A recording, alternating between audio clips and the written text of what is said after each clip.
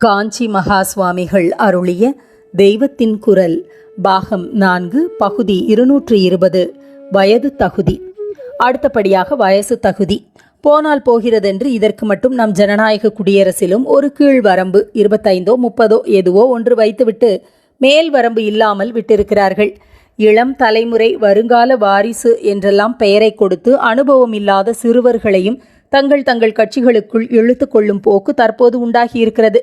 இவர்களுடைய ஆதரவை பெறுவதற்காக கீழ்வரம்பை இன்னும் கீழே கொண்டு போனாலும் போகலாம். தேர்ந்தெடுக்கப்படுபவர்களைப் போலவே தேர்ந்தெடுப்பவர்களான வாக்காளர்களுக்கும் வைக்கப்பட்டுள்ள ஒரே தகுதி கீழ்வரம்பு வயசுதான். 21இல் மேஜர் என்பதை 18ஆக மாற்றி அப்போதே ஓட்டுரிமை தந்து ஓட்டர் ஆக்கிவிட வேண்டும் என்று இப்போது ஒரு பேச்சு இருப்பதாக தெரிகிறது. தற்கால கண்டதே காட்சி கோலத்தில் வாழ்க்கையில் அடிபட்டு கஷ்ட சுகங்களை அலசி பார்த்து புரிந்து கொள்ளும் அனுபவ ஞானம் சென்று போன தலைமுறையினரையும் விட புது தலைமுறையினருக்கு லேட்டாகத்தான் உண்டாவதாக தெரிகிறது. மடத்துக்குள்ளே முட்டாக்கு போட்டு உட்கார்த்தி வைத்திருக்கிற உனக்கு அதை பற்றி என்ன தெரியும்? அந்த சயின்ஸ் இந்த சயின்ஸ், புது புது நிர்வாக முறைகள், வியாபார முறைகள், டெக்னாலஜிகள், கலை ஆராய்ச்சிகள் என்று நாளுக்கு நாள் நாங்கள் என்ன போடுகிறோம் தெரியுமா? இதனால் ஜென்ரல் நாலேஜ் லெவலே ரொம்பவும் முசந்து விட்டது.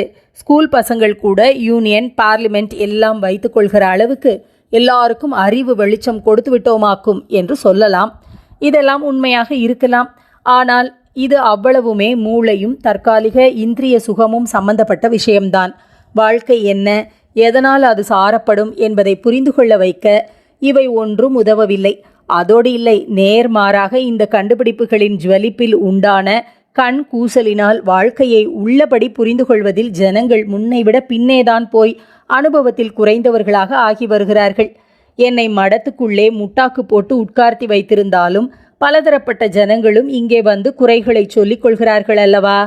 இவர்களுடைய பலவிதமான பிரார்த்தனைகளை கேட்கிற போது பிரச்சனைகள் என்று நினைத்து கொண்டு இவர்கள் ஒப்பித்துவிட்டு போகிறவற்றை பார்க்கிற போது போன தலைமுறையை விட இப்போது எப்படி ஜனங்கள் உலகத்தை புரிந்து கொள்ளும் அனுபவ ஞானத்தில் பின்னே போய்க் கொண்டிருக்கிறார்கள் என்று நன்றாக தெரிகிறது. அநேக சந்தர்ப்பங்களில் என்ன இத்தனை வயசானவர் இப்படி உலகத்தை வாழ்க்கையை புரிந்து கொள்ளாதவராக இந்த மாதிரி கேட்கிறாரே? 40 வருஷம் முந்தி நாம் பட்டத்துக்கு வந்த நாளாக பிரார்த்தனைகள் லௌகீக விஷயமாகவும் தான் நிறைய கேட்டே வந்திருக்கிறோம். ஆனாலும் அந்த காலத்தில் இந்த மாதிரி இந்த வயசு கட்டத்தில் இருந்தவர்கள் கேட்பார்களா என்று நினைத்து பார்க்கிறேன். இந்த நிலையில் ஓட்டர்கள், வாக்காளர்கள் ஆகியோருடைய ஏஜ் லிமிட்டை மேலும் குறைத்து யதார்த்தத்துக்கு பொருந்தாததாகவே படுகிறது. பொது விஷயங்களில் ஆலோசனை செய்து முடிவு எடுக்க வேண்டுமானால் அதற்கு உலக ஞானமும் வாழ்க்கை அனுபவமும் இருக்க வேண்டும். நன்றாக அடிபட்டு இவற்றை அறிவதற்கு ஒரு குறிப்பிட்ட அளவு வயசு முதிர்ச்சி தேவைப்படுகிறது.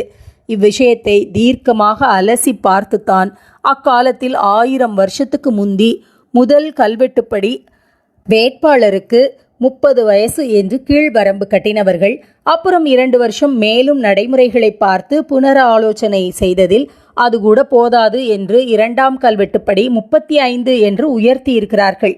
இப்போது பச்சை குழந்தைகளை கூட தங்களுக்கு சாதகமாக பாலிடிக்ஸில் இழுத்து கொள்ள வேண்டும் என்பதே ஒவ்வொரு கட்சியின் தலைவர்கள் எனப்பட்டவர்களுக்கும் அடிப்படை எண்ணமாக இருப்பதால் தற்போது செய்கிற புனராலோசனைகளோ வயசை குறைப்பதில்தான் நோக்கமாய் இருக்கின்றன.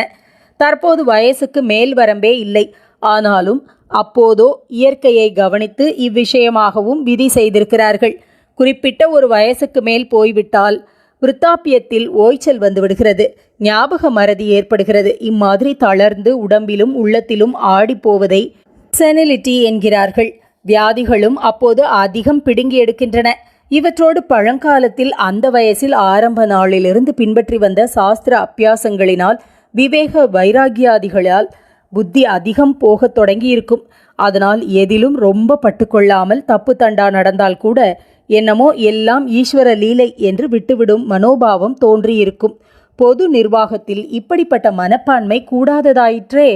நல்ல உணர்ச்சி வேகமும் கண்டிப்பும் காரிய சுறுசுறுப்பும் இருக்க வேண்டுமே. அதனால்தான் வயசுக்கு லோயர் லிமிட்டோடு அப்பர் லிமிட்டும் விதித்திருக்கிறது. முதலில் 60 என்று நிர்ணயித்திருக்கிறார்கள். அப்புறம் இன்னும் ஆழமாக சிந்தனையை செலுத்தி 2 வருஷம் நடைமுறையையும் பார்த்ததில் 70 என்று உயர்த்தி இருக்கிறார்கள். 60க்கு மேலே ரொம்ப ஓடி ஆட முடியாதே என்று முதலில் அப்படி நிர்ணயித்திருப்பார்கள் போலிருக்கிறது. அப்புறம் பார்த்ததில் ஓடி ஆட முடியாவிட்டாலும் வயசு ஏற ஏற 70 வரை கூட அனுபவ முதிர்ச்சி நன்றாக வளர்ந்து பொது விஷயங்களில் புத்திமதி சொல்லவும் திட்டங்கள் சட்டங்கள் வகுக்கவும் திறமை ஜாஸ்தியாகிறது என்று கண்டிருக்கிறார்கள். 60 வயசு ஆகி ஷஷ்டியப்த பூர்த்தி பண்ணுகிறார்களே, அதோடு அநேகமாக ஓடி ஆடுவது குறைய ஆரம்பிக்கிறது. அதனால்தான் முதலில் அப்போது ரிட்டையர்மெண்ட் ஏஜ் வந்துவிடுகிறது என்று வரம்பு வைத்திருக்கிறார்கள். ஆனால் இப்படி ஓடி ஆடி உடம்பால் வேலை செய்வது குறைந்த பிற்பாடுதான் ஒருவேளை இதனாலேயே கன்சர்வ் செய்யப்படும் எனர்ஜி என்னவோ அறிவு நல்ல முதிர்ச்சியுடன் ஆற்றலோடு செயல்படுகிறது. இப்படி ஒரு 10 வருஷம் இருந்த பின் செனிலிட்டி வயசான தோஷம் என்கிறார்களே, அது உண்டாகிறது. அல்லது புத்தி ஞான வைராகியத்திலே போய்விடுகிறது.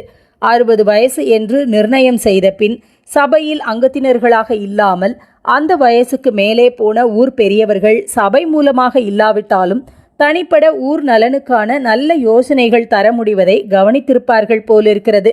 அதனால் அதிகம் ஓடியாடி செய்ய வேண்டியதை செய்ய முடியாவிட்டாலும் பரவாயில்லை. எக்ஸிக்யூட்டிவ் விங்கின் அதிகாரிகள் சிப்பந்திகள் அதற்கென்று இருக்கிறார்கள்.